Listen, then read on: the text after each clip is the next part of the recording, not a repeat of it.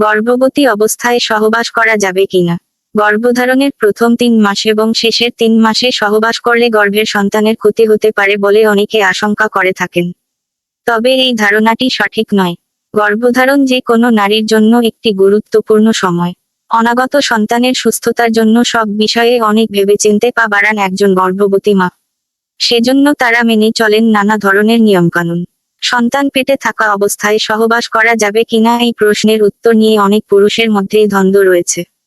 9 মাস ধরে এই দোটানায় অনেক পুরুষেরই স্ট্রেস হয়, আবার কেউ কেউ অন্য সম্পর্কে জড়িয়ে পড়েন।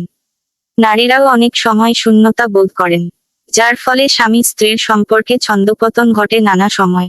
যার আজ এসে পড়ে নতুন অতিথির উপর। তাহলে গর্ভবতী স্ত্রীর সঙ্গে কি শারীরিক ঘনিষ্ঠ হওয়া ঠিক? গর্ভাবস্থায় সহবাস করা নিরাপদ কিনা সে ব্যাপারে অনেকের মনেই প্রশ্ন থাকে। বিশেষ করে গর্ভবতীর প্রথম